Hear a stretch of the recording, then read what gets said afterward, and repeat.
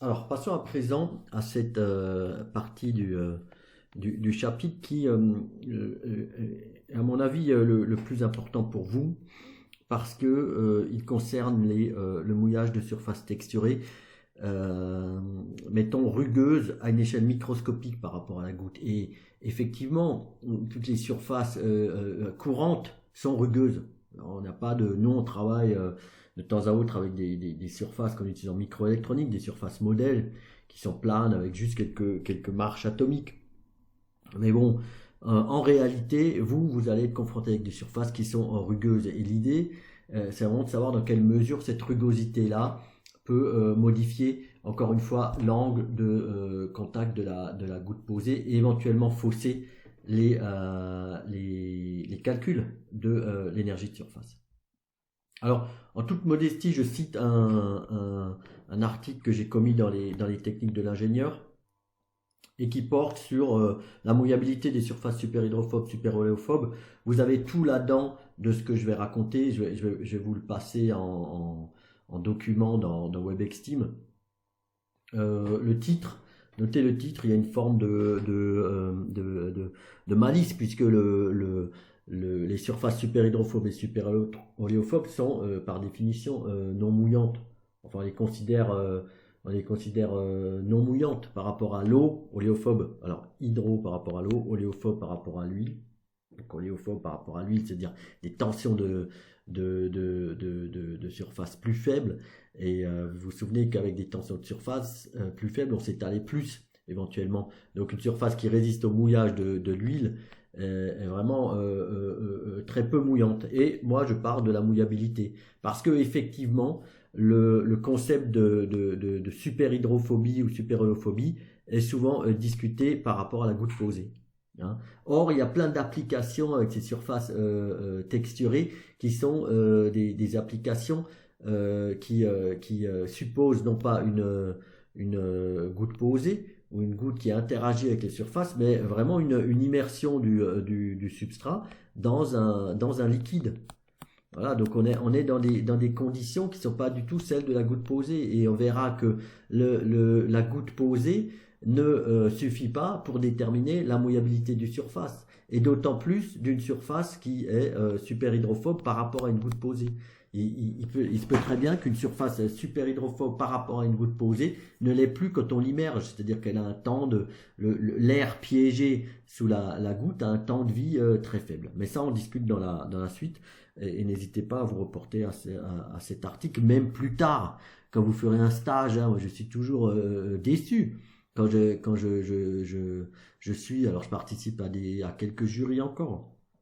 Je participe à des jurys et des stagiaires reviennent, qui ont suivi mon cours, reviennent avec des manips de mouillabilité, bon, qui sont un peu scabreuses. Et voilà, je ne comprends pas ça, que les étudiants ne reviennent pas. Alors, je ne sais pas si vous ne faites pas le lien ou pas de ces cours avec le stage, avec ce qui sera votre réalité dans le traitement des surfaces, dans la formulation, mais sachez que mon cours et d'autres aussi sont construits en lien avec des problématiques industrielles qui nous sont posées au laboratoire. Donc n'hésitez pas à revenir si à un moment on vous parle de mouillabilité, on vous demande, voilà, revenez vers moi, revenez vers des enseignants avec qui vous avez des affinités, regardez les plans d'expérience de Monsieur Roucoul. Voilà, n'oubliez pas ces choses-là quand vous allez en stage.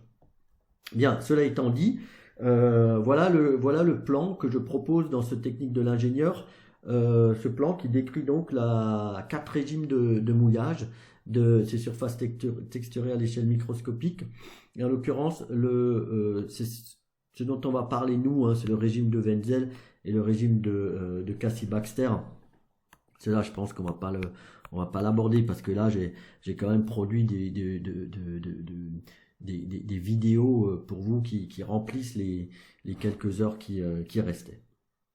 Alors, premier régime, le régime de Wenzel. Qu'est-ce que c'est le régime de Wenzel? Je vais essayer de le schématiser ici. C'est un régime dans lequel le liquide va mouiller toute la rugosité. Hein. On va avoir un contact intime entre le liquide et le solide, à la différence du régime de Cassie-Baxter, on le verra, où on aura du piégeage d'air. c'est-à-dire avec un liquide qui repose finalement sur une surface composite composée d'air et de matière, de solide. Alors, premier cas ici, contact intime entre le liquide et la surface. Alors, un petit calcul en énergie permet de démontrer la relation de Wenzel qui est ici et qui dit quoi? Cette relation de Wenzel, elle dit que l'angle mesuré sur une surface rugueuse, qui est indiqué ici comme θ star, en tout cas son cosinus,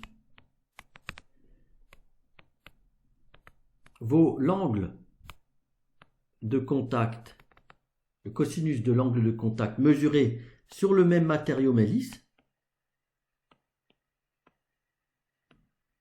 fois ce paramètre de rugosité, ce facteur de rugosité R, qui est défini de la façon suivante. R est défini comme la surface développée sur une surface élémentaire ou projetée, par exemple. Je m'explique, c'est-à-dire que sur cette surface-là, alors c'est difficile à dessiner en 3D, hein, sur une surface-là qui serait plane, on imprime une rugosité, et cette R développée dans cette rugosité, divisée par cette R élémentaire, donne un facteur R. C'est-à-dire que la surface lisse, finalement, conduit à R égale 1. Ok? Et après, dès qu'on rajoute de la rugosité, R il devient supérieur à 1, puisqu'on commence à développer de la surface. Alors, cette relation-là, ben, finalement, il en découle deux choses. Mais ça, c'est purement mathématique, c'est par rapport au cosinus. C'est que par rapport à une surface hydrophile, donc là, on est dans le cas de l'eau, on va dire mouillante par rapport au liquide, qui est définie comme θ inférieur à 90.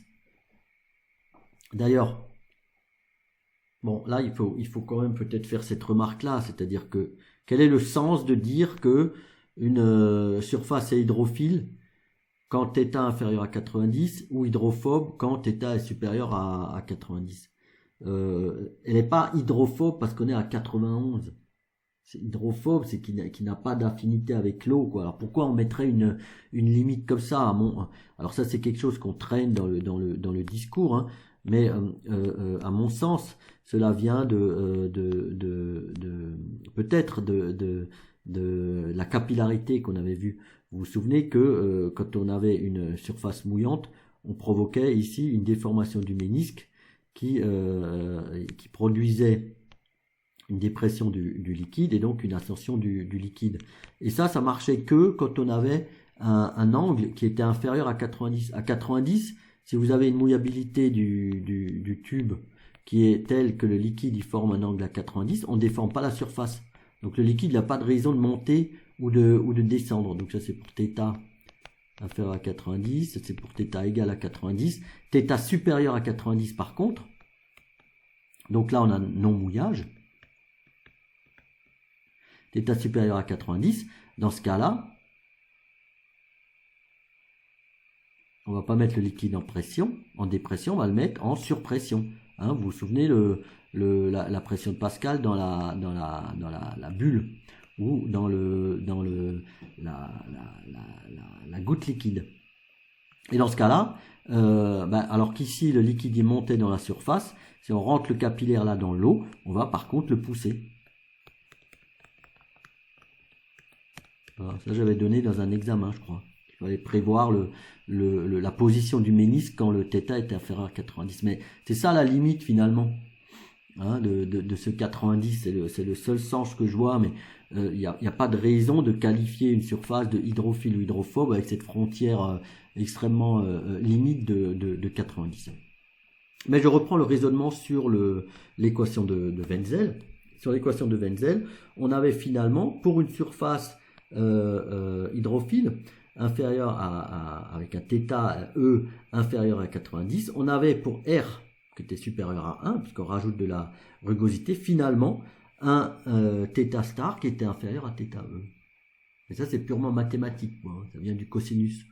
Et ça veut dire quoi? Ça veut dire finalement que si on rajoute de la rugosité, le substrat par rapport à l'angle de contact, il devient plus mouillant. Inversement, et ça vient également du cosinus, c'est directement la propriété mathématique du cosinus ici,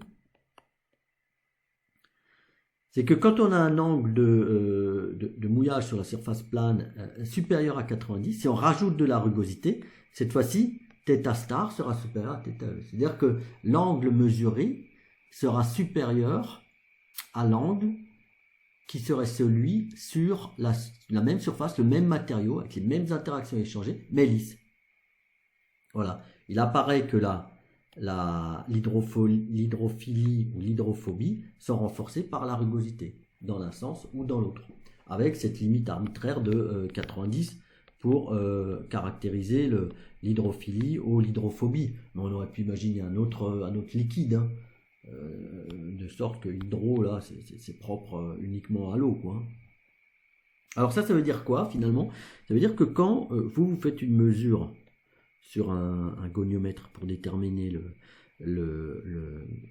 l'énergie de surface, on a normalement toujours une rugosité.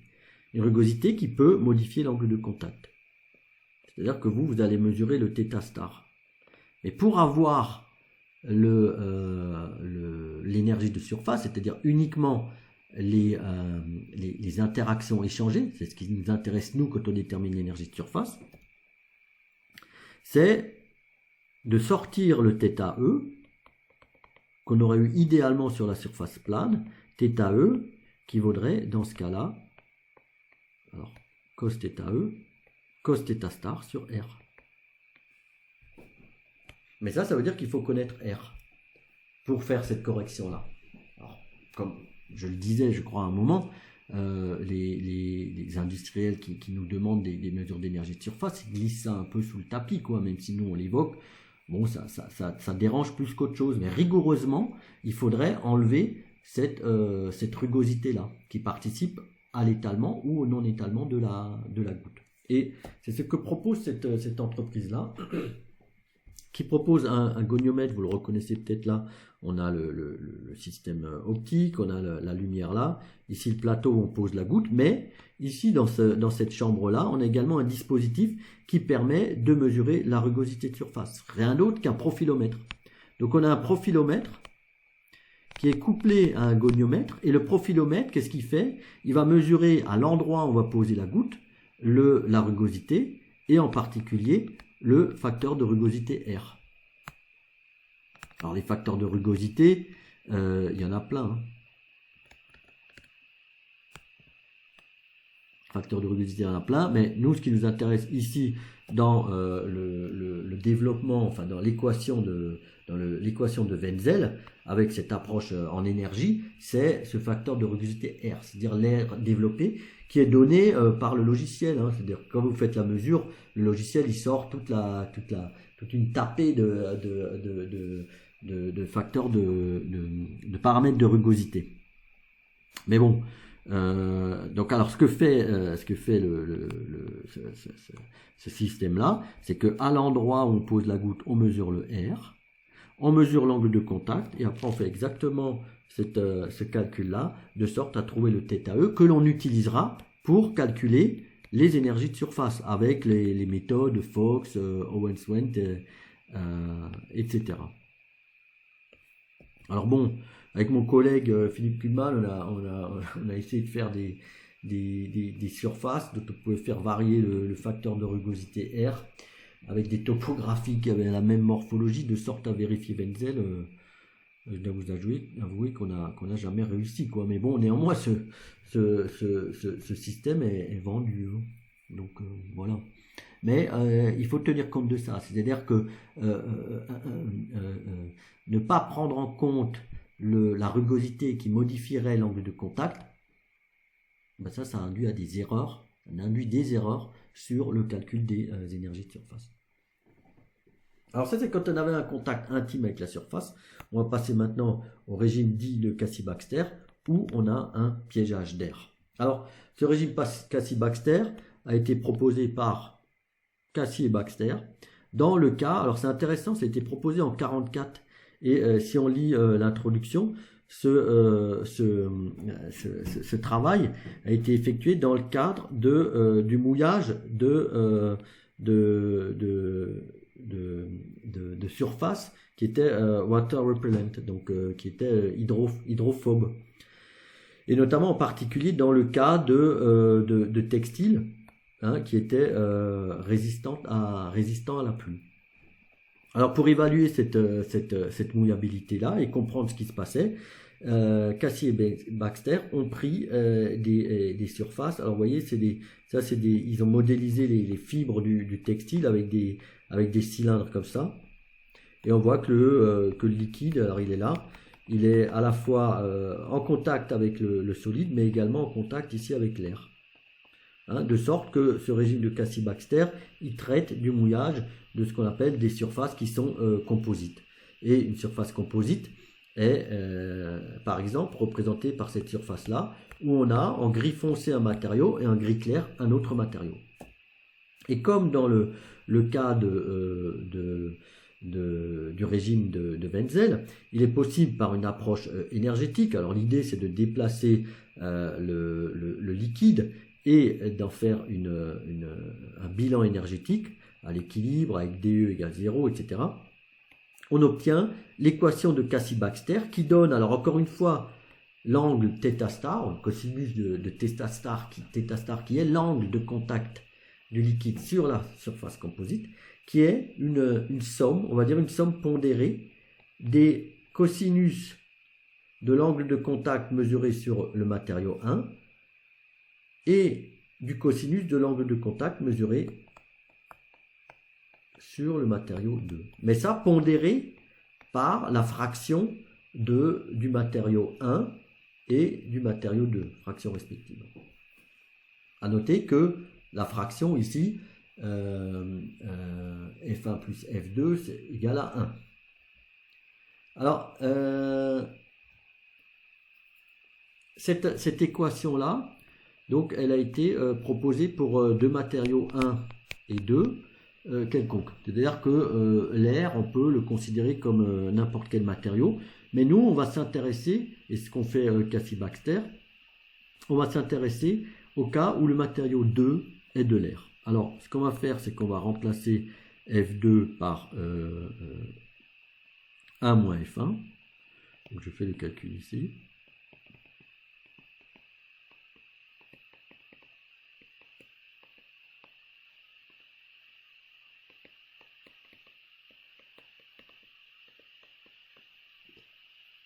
C'est ça, puisque F1 plus F2 c'était égal à 1. Cosinus de 2.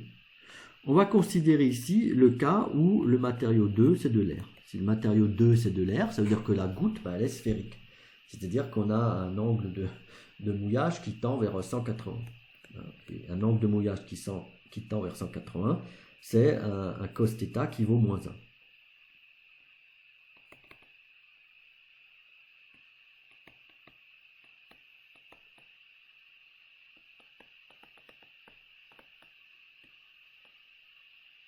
Voilà, je factorise F1.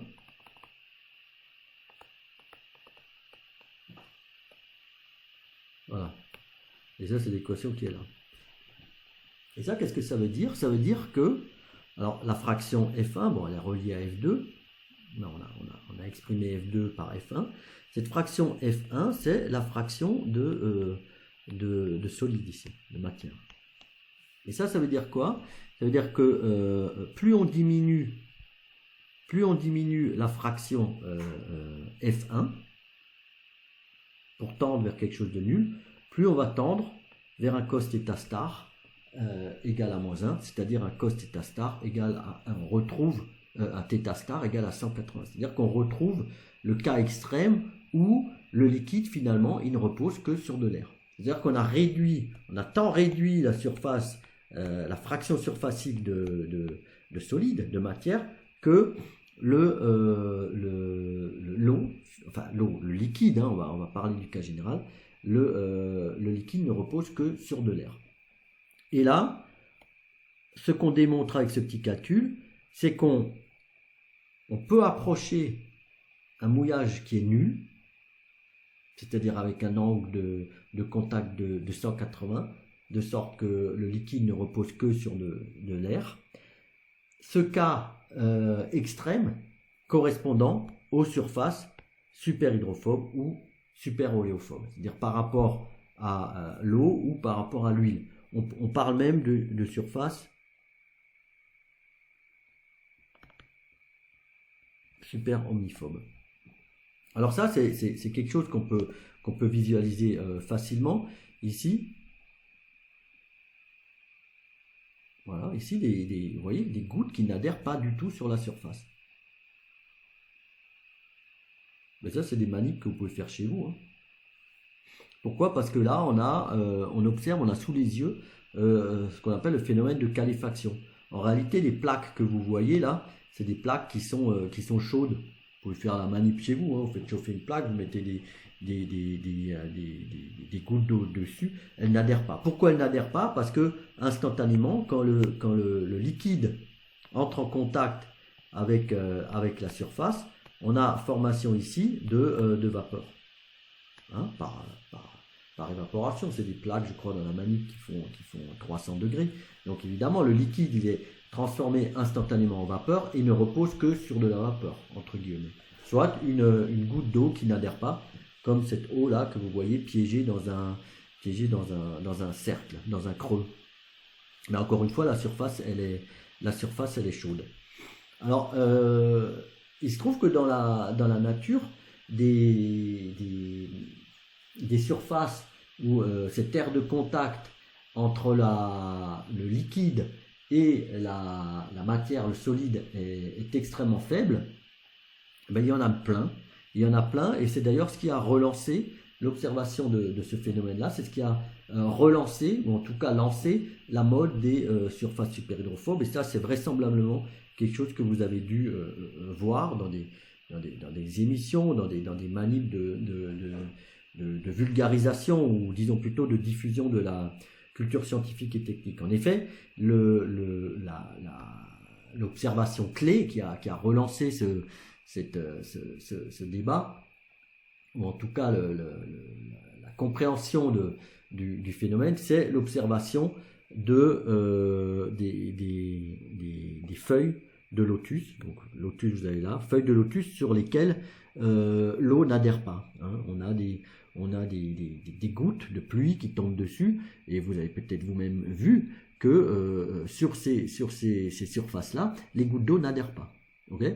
Et on ne s'était jamais posé la question de savoir pourquoi, finalement, quelle était l'origine de cette répulsion-là, de cette superhydrophobie.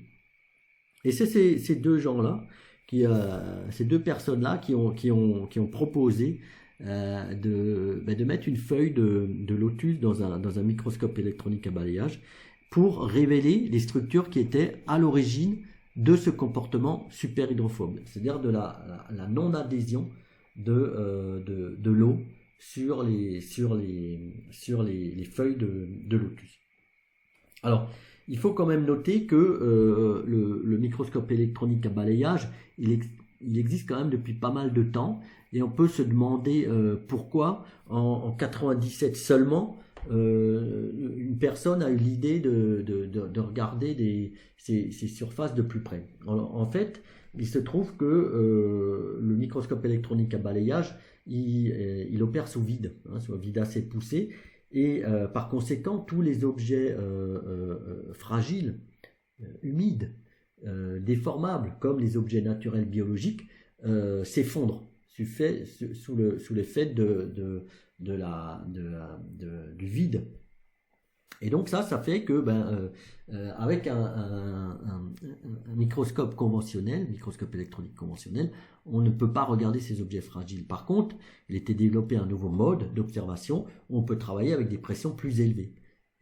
C'est ce qu'on appelle un microscope électronique environnemental. Et dans ce cas-là, on n'observe pas ce dessèchement, cet effondrement associé des structures qui, dans ce cas-là, sont à l'origine de la superhydrophobie. Et d'ailleurs, il est intéressant de noter que à partir de cette époque, on a mis tout et n'importe quoi dans un microscope électronique à balayage, hein. Je pense qu'on va voir des choses dans la suite. Alors, Naomi, c'est Bartlett, donc dans un article qui vraiment a fait date, hein, il y a eu un écho retentissant dans la littérature, et après également, hein, c'est-à-dire que l'observation des structures à l'origine de la superhydrophobie a généré toute une littérature, des techniques de synthèse, de surface superhydrophobe, puis superhydrophobe, puis superoléophobe. On en verra des cas dans la suite. Mais le déclencheur, c'était l'observation de ces structures-là. Et qu'est-ce qu'elles montrent, ces structures-là?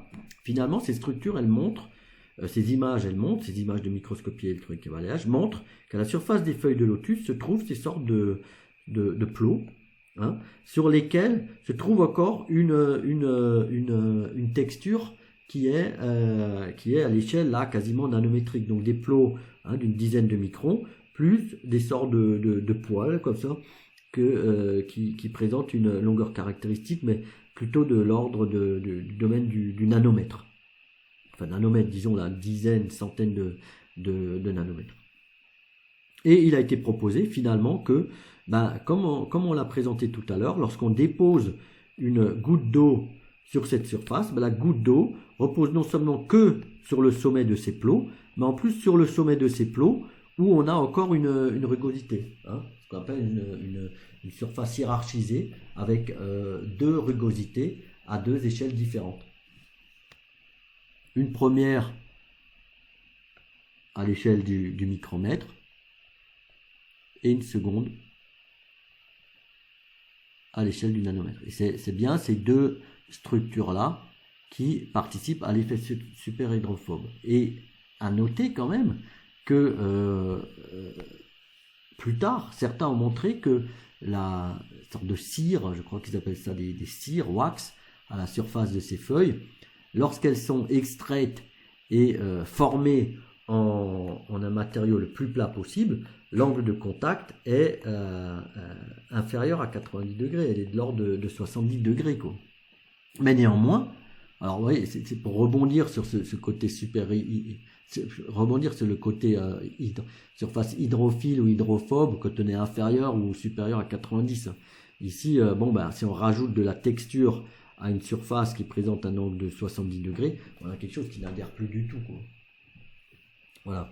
Alors, il est intéressant de noter, je suis allé voir dans l'article quand même, que Bartlett et Nainhuis ont mesuré des angles de contact d'eau à l'équilibre. Il y en a plein ici. Mais finalement, on va voir que mesurer uniquement l'angle de contact à l'équilibre est abusif. En effet, il faut revenir encore en arrière. Et là, il faut faire un peu d'histoire, mais c'est peut-être un article qui est passé inaperçu.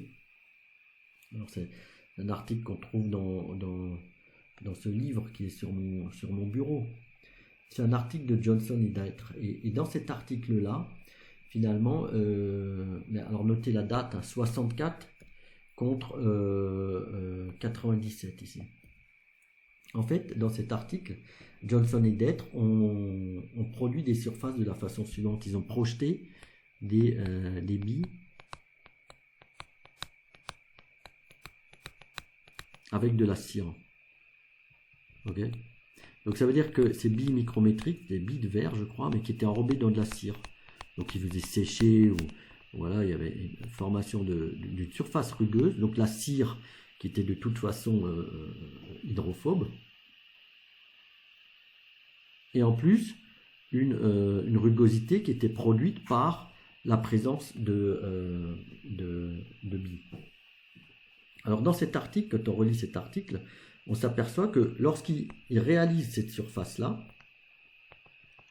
qu'il pose une goutte dessus, on s'aperçoit que l'angle de contact à l'avancée, qui est là-haut, vous voyez, est très élevé, 160. Et il diminue, lorsque les expérimentateurs réduisent la rugosité. Alors comment ils réduisent la rugosité? Ils ont réduit la rugosité en faisant des traitements thermiques. C'est-à-dire quand ils projetaient les billes avec la cire, Ils avaient quelque chose de rugueux. Et à l'issue du traitement thermique, ils avaient une transformation vers une surface qui était quasiment lisse. Donc, c'est pourquoi ici, on passe de number of heat treatment avec la rugosité ici, en fait une rugosité qui augmente quand on va dans ce sens, qui diminue dans ce sens, avec le nombre de traitements. Le malheur, j'allais dire, de Johnson et Detter, c'est qu'ils ne mesurent pas cette rugosité. Ils ne peuvent pas, à cette époque-là, comme Johnson et Detter, observer la texture, la rugosité qui était produite de cette façon. Par contre, ils sont allés plus loin. Alors, ils n'ont pas l'image de la rugosité et ils n'ont pas la valeur de la rugosité comme un facteur de rugosité R ou tout autre facteur de rugosité. C'était trop tôt. Ils étaient en avance. Mais par contre, ce qu'ils ont fait, eux, ils n'ont pas juste mesuré l'angle de contact à l'équilibre. Eux, ils ont mesuré effectivement l'angle de contact à l'avancée et l'angle de contact au retrait. Et vous vous souvenez, au début de ce chapitre, qu'on avait défini l'hystérèse comme la différence entre l'angle à l'avancée et l'angle au retrait. Alors c'était le cosinus, mais on peut le faire avec θ et θr. Et c'est ce qu'ils ont fait là. Ils ont mesuré l'hystérèse. Donc vous voyez qu'il y a une plage ici de traitement thermique, donc de rugosité, pendant laquelle non seulement l'angle à l'avancée est élevé, mais en plus l'angle au retrait est également très élevé. Et ça veut dire quoi? Ça veut dire que la goutte, elle adhère très peu. Elle adhère très peu sur la surface. C'est même pas 10 degrés d'hystérèse. Et ces valeurs-là sont considérées pour des gouttes posées comme caractéristiques d'une surface qu'on dit superhydrophobe. Et on voit ici sur ce graphe que finalement Johnson et Detter en 64 ont réussi à produire non seulement des surfaces superhydrophobes, mais à les caractériser du point de vue de l'ancrage d'une goutte posée. Vous voyez? Et c'est leur drame que tout ça, on va dire, est arrivé un peu trop tôt, quoi. C'est-à-dire qu'on n'arrivait pas à caractériser les surfaces et en plus on n'avait surtout pas les techniques de microfabrication qui permettaient de faire ces choses-là. Parce que si les travaux de Nynus et Bartlett ont eu un tel écho, c'est parce que non seulement on a pu voir la texture, la caractériser, mais également on a pu la reproduire après avec des techniques de microfabrication, de photolithographie, on en verra dans la suite. Mais à cette époque, il n'y avait pas tout ça. Hein. Là, début des années 60, il n'y avait pas tout ça. Alors, moi j'ai essayé avec un étudiant, le pauvre, mais bon, on est vite passé à autre chose. J'ai essayé de reproduire la manip. Je me suis dit, bah, tiens, mais peut-être qu'on peut essayer de reproduire cette manip. Parce qu'ils disent tout, hein, ils disent ce qu'ils utilisent comme billes, taille de billes, résine, etc. Mais bon, quand on a un protocole expérimental, il faut prendre du temps pour vraiment reproduire le résultat, même s'il est décrit en détail hein, dans cet article. Alors, on a essayé de faire ça, on a essayé de projeter ces billes puis on n'a pas réussi, parce que là, on aurait eu tous les outils de microscopie électronique pour caractériser la surface. On aurait même pu faire de la profilométrie, etc. quoi. Mais bon, on n'a pas réussi à reproduire ces surfaces superhydrophobes. Hein. Avec peut-être un peu de patience, on pourrait remettre à l'honneur les travaux de Johnson et Detter en associant à ces valeurs-là des textures. Hein. Alors qu'est-ce qu'on voit aussi? Et ça c'est vraiment génial. On voit une transition de mouillage, c'est-à-dire que ici on a une valeur. Vous voyez que l'angle à l'avancée reste assez élevé, 155. Par contre là on a un angle de contact au retrait qui chute. Et cet angle de contact au retrait qui chute démontre une transition. On va en parler plus tard entre le régime de Wenzel et de Cassie-Baxter et pareil, c'est des choses qui ont été discutées dans la suite et eux ils le montrent expérimentalement, mais bon voilà, trop tôt quoi. Bon, et après ici évidemment à force de traitement on a une surface lisse et puis on retrouve l'angle à l'avancée au retrait tel que mesuré sur une surface lisse de résine.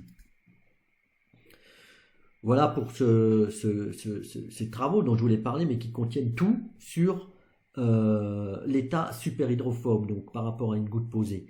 Puisque l'état superhydrophobe n'est pas uniquement caractérisé par un angle de contact à l'avancée élevée, il est aussi caractérisé par une hystérèse de mouillage qui est faible. Je pense pas qu'on va le voir dans la suite, mais alors attendez, je vais essayer d'avancer. Il existe j'en parle dans la suite. Oui, c'est celui-là, c'est le régime mixte. Il existe un régime dans lequel on a piégeage d'air, mais en plus on a ancrage sur le liquide. Ça veut dire que du fait du piégeage d'air, on mouille peu le matériau solide, c'est-à-dire qu'on peut avoir des angles de contact élevés, mais par contre la goutte elle accroche. Et ça, c'est ce qu'on appelle l'effet pétale de rose. Et souvent dans la littérature, on voit cette erreur-là de gens qui caractérisent, alors maintenant de moins en moins, mais de gens qui caractérisaient la superhydrophobie par uniquement un angle de contact à l'avancée. Mais si l'eau reste accrochée sur les plots malgré un angle de contact élevé, on ne peut pas parler de superhydrophobie puisque le liquide reste sur la surface du fait de cet ancrage. Et l'ancrage, il provient d'une structure à la surface des plots qui a une grande affinité avec le liquide. Et ça, c'est des choses qu'on voit également, par exemple, dans cette fougère Salvinia molesta.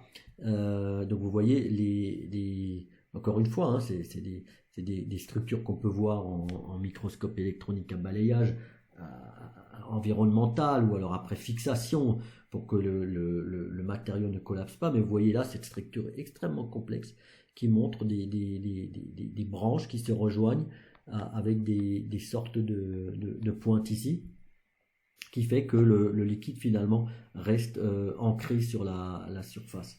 Mais avec un piégeage d'air quand même remarquable. C'est-à-dire qu'il y a tous ces poils-là qui sont remplis d'air, mais je pense que vous pouvez voir des choses comme ça dans des aquariums ou sur les étangs artificiels. C'est des plantes qu'on peut acheter. Et quand vous forcez l'immersion, on voit très bien l'air piégé au travers du liquide, mais par contre éventuellement un liquide qui reste accroché sur ces structures. Donc ça, c'était la parenthèse. Pour vous dire et essayer de vous convaincre, mais bon, pas sûr que vous allez bosser avec des surfaces superhydrophobes, mais qu'il y a un abus dans la littérature de dire que l'état superhydrophobe est caractérisé par un angle de contact élevé. Non, c'est un angle de contact élevé, mais également une adhérence qui est faible. Voilà. Alors, je résume les choses ici. Dans le cas de l'eau ou d'une solution aqueuse ou d'une huile. Alors, ici aussi la définition de la surface superomniphobe. Alors, après les travaux de Bartlett et Nijhuis, on a trouvé une multitude de cas dans la nature de surfaces qui étaient superhydrophobes. Alors superhydrophobe parce que l'eau est courante dans la nature. On l'a démontré donc dans le domaine végétal et dans le domaine animal. Je cite dans mon technique de l'ingénieur différents exemples comme cela. On peut parler par exemple du ginkgo biloba que vous pouvez voir ici, par exemple au bas du campus. Hein. C'est un arbre qui est prisé par les jardiniers parce que justement il a cette surface superhydrophobe qui reste relativement propre. En plus en automne il se pare les feuilles se jaunissent. Hein. Et vous en avez encore ici dans le parc Steinbach un ginkgo biloba énorme. Qui devient remarquable particulièrement donc en automne, mais dont les feuilles présentent cette caractéristique super hydrophobe. Autre cas ici dans le monde animal pour cet insecte qui peut marcher sur l'eau.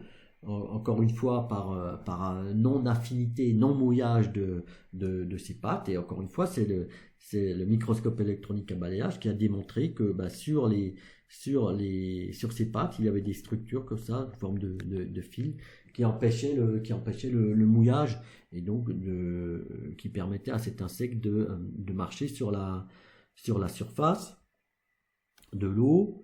Ici, cette propriété là démontrée dans le cas de ces deux insectes, là ils se battent, alors certainement pour une femelle ici, voilà.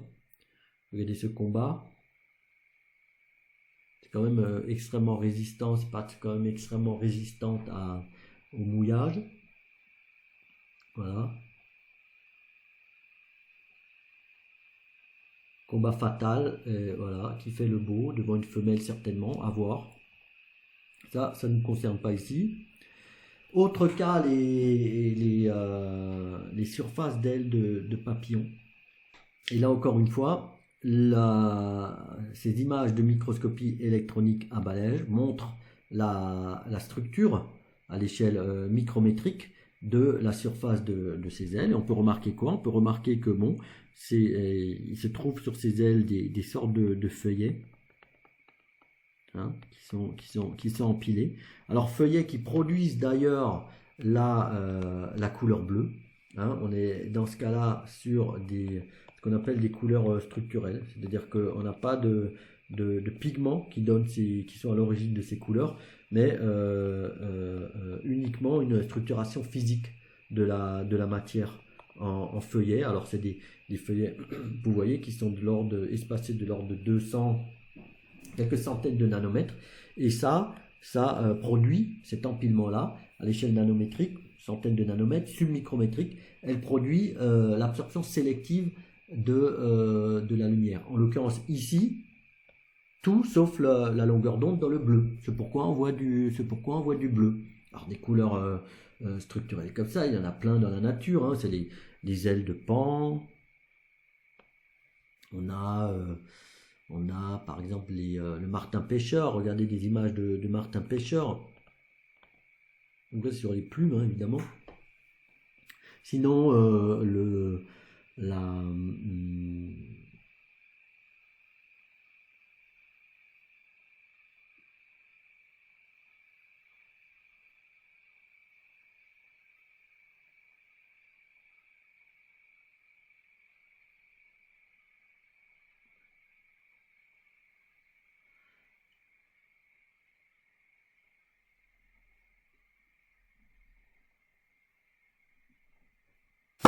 également tout ce qui est nacré. On a également un empilement de couches organiques et minérales, et plein d'autres encore comme ça d'exemples de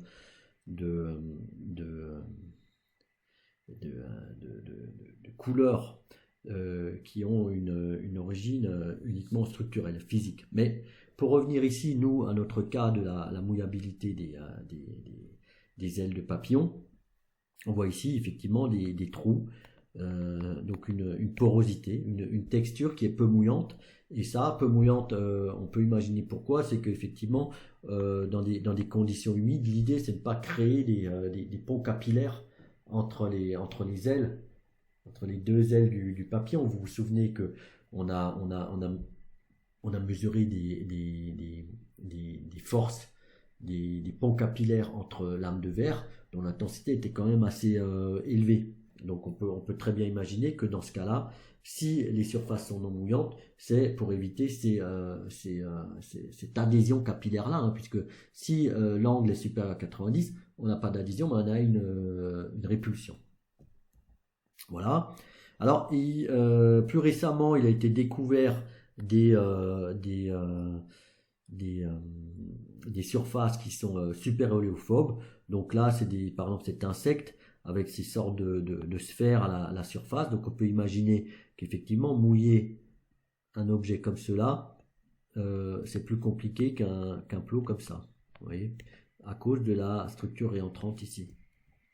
Pareil ici pour ces insectes-là, qui présentent des surfaces qui sont super oléophobes, et encore une fois avec une texture en surface qui sont formées de plots comme ça, mais des plots sous forme de punaises, avec ici une singularité qui empêche le mouillage des plots, et donc la pénétration du liquide dans la surface, mais empêche la pénétration du liquide dans ces poches d'air là, et même avec des tensions de surface très faibles, donc avec des liquides qui sont mouillants. Hein.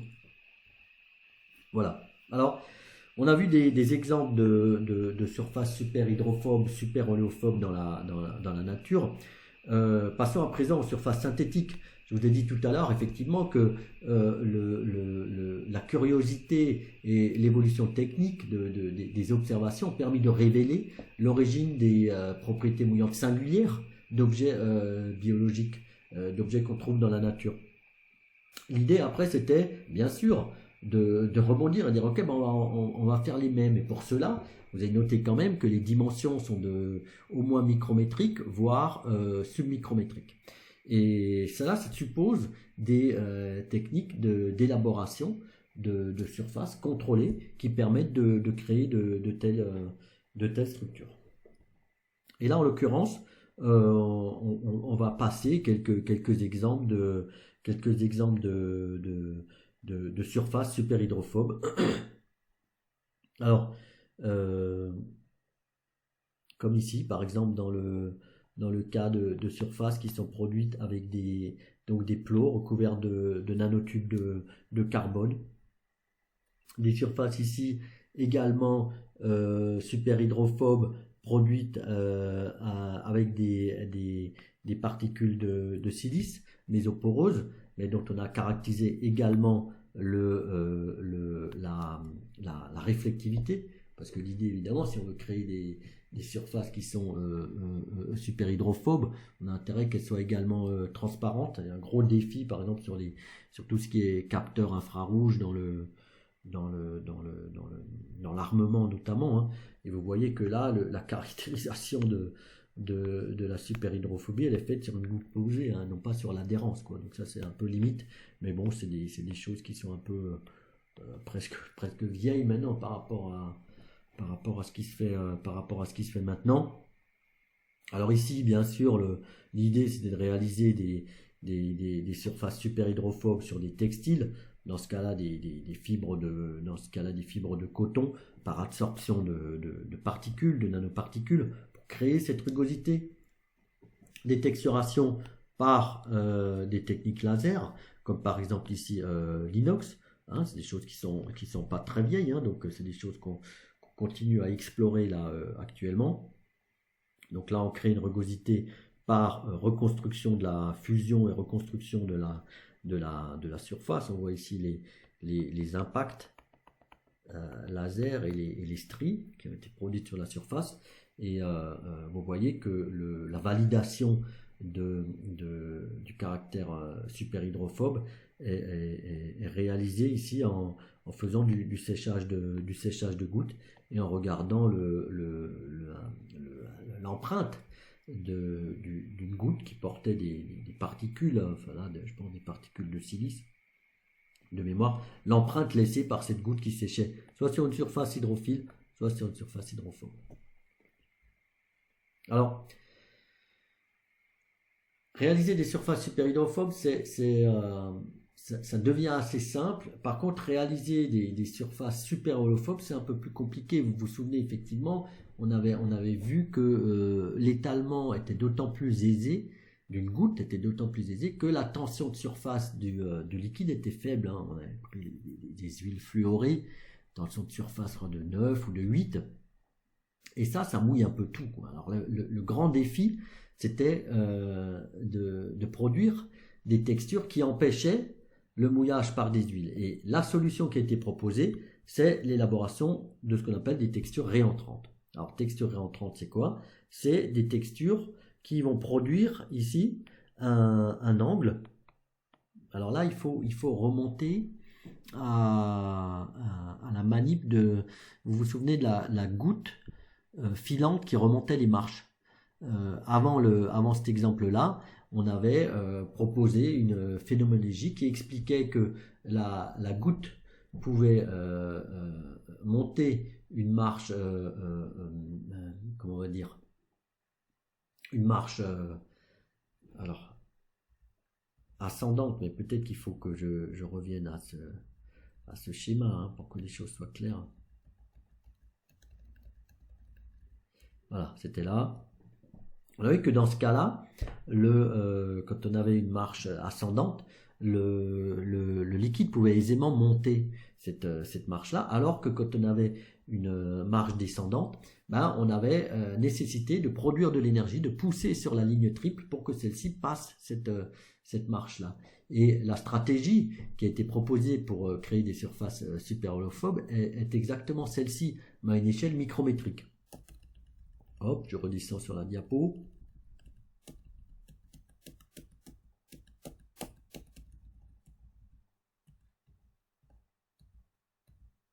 Voilà. Vous voyez que là, le liquide ici, si le liquide il avance par là, on voit qu'il faut pousser pour qu'il retrouve son angle de mouillage ici sur cette surface-là. C'est-à-dire que le coin, ce coin rentrant, va finalement produire une sorte de résistance au mouillage, mais pour des raisons qui sont purement géométriques. Pareil pour des sphères posées, ou alors ces sortes de punaises-là. On a à chaque fois cette singularité-là, cette barrière à franchir pour pousser le liquide qui devrait mouiller cette surface. Et vous voyez d'ailleurs que ces choses-là ont été produites avant la surface découverte chez ces insectes. Ça, c'est pour l'anecdote. Alors, des surfaces super holophobes sur des fibres produites par des sphères, hein, puisque la sphère aussi, elle produit ici la pénalité d'un angle qui doit tout le temps rejoindre l'angle à l'avancée par pression du liquide sur cette microstructure. Voilà ici des choses, ça je l'ai mis parce que c'est des choses qui sont assez faciles à faire au laboratoire. On voit des surfaces d'aluminium, alors elles sont attaquées par de l'acide et on voit ici les plans cristallographiques et vous voyez que le matériau est creusé et érodé par chimie ici, de sorte qu'on a quelque chose de totalement rugueux, voire même poreux, quoi. Alors vous imaginez que si... Alors il faut essayer d'aller...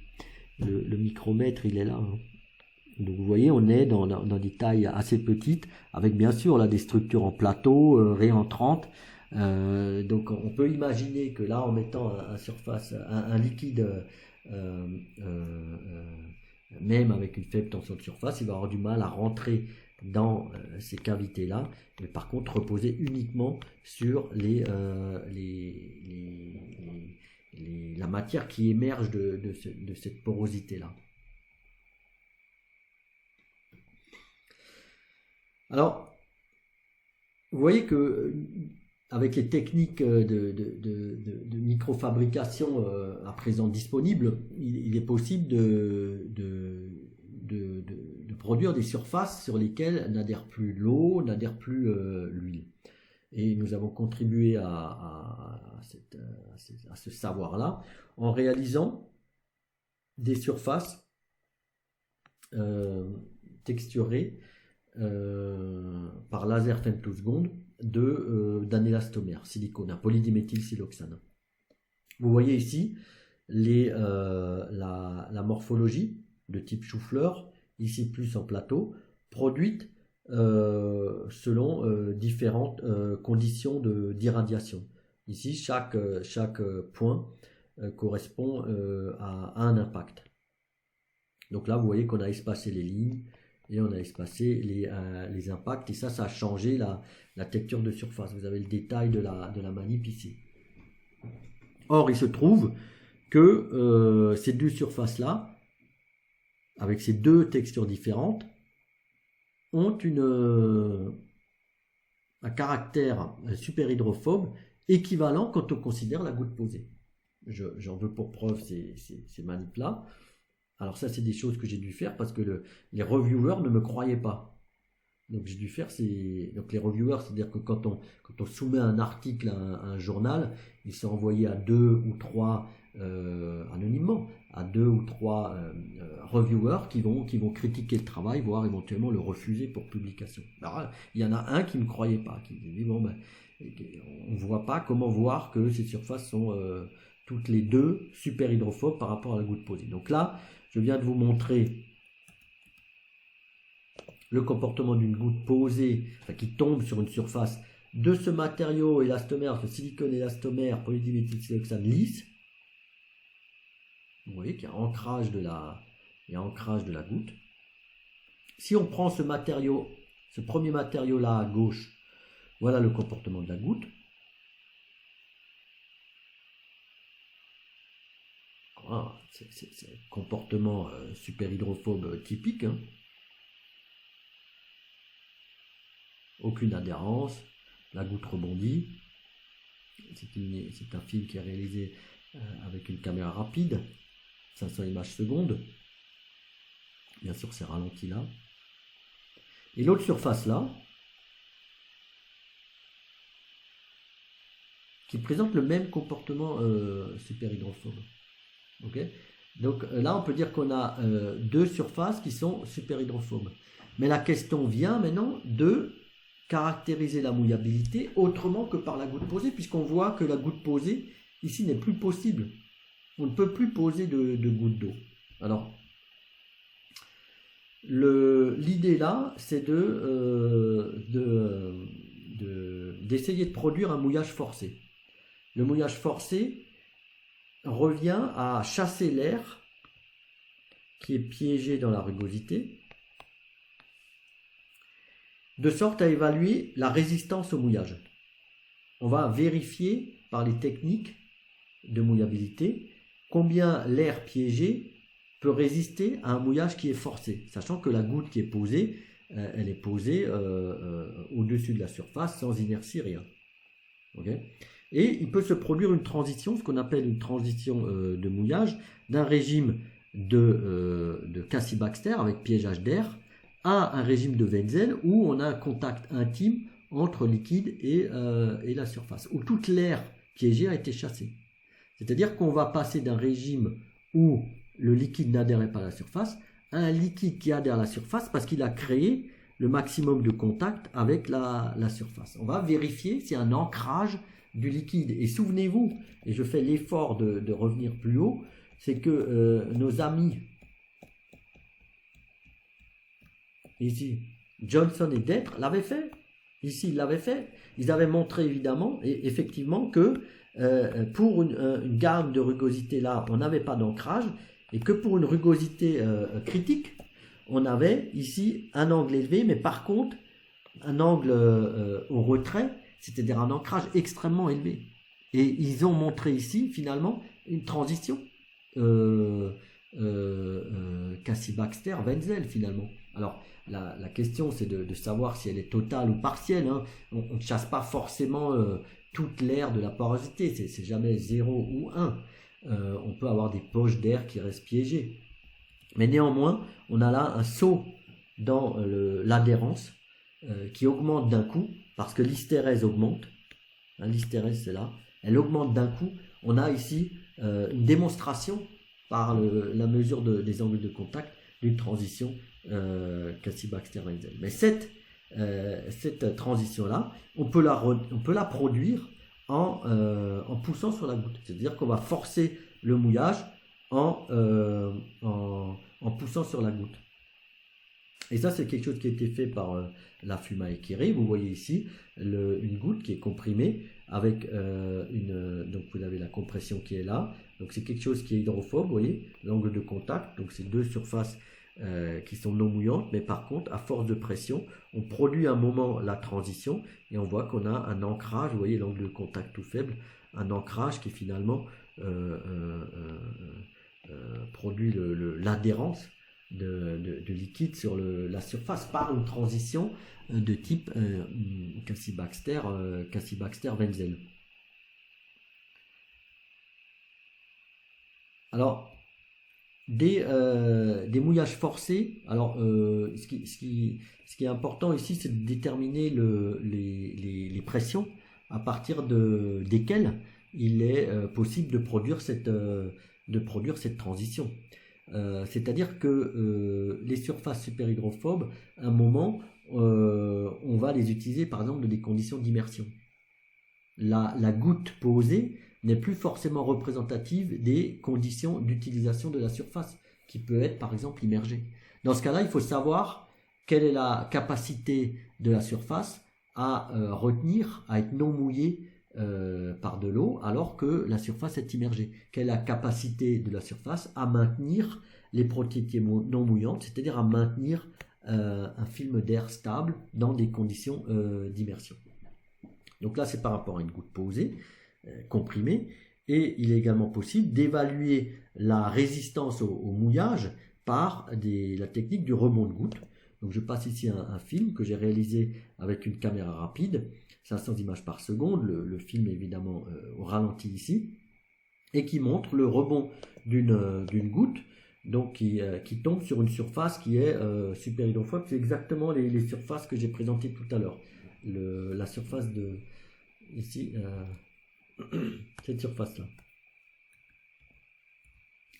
Voilà. Et quand on fait le rebond de la goutte sur cette surface-là, on voit qu'il n'y a pas d'adhérence, malgré l'impact, malgré l'inertie, qui ne suffit pas pour provoquer le mouillage forcé de la surface. Pardon. Par contre, quand on fait cette même manip avec la surface super hydrophobe, ici maintenant, on voit qu'à partir d'une certaine vitesse d'impact, on peut avoir un ancrage de la goutte.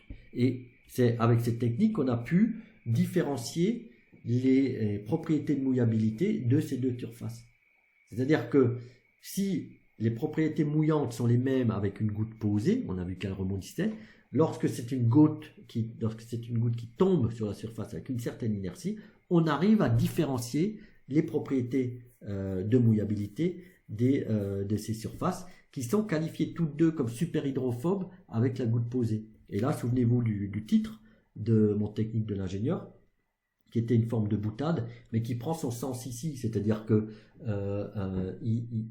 il est éventuellement nécessaire d'aller au-delà de la technique de la goutte posée pour caractériser des surfaces super hydrophobes, pour lesquelles la goutte posée ne dit plus rien puisqu'elle n'adhère pas. Alors bien sûr, d'autres ont étudié le comportement de rebond de goutte sur des surfaces. Ah ben voilà, ici ça c'est la surface R1. Donc c'était l'image de gauche, et ça c'est la surface R2, où on voit l'ancrage de la goutte. Vous voyez, elle forme ce qu'on appelle un pied, mais reste ancrée par transition de mouillage forcée par l'impact de la goutte.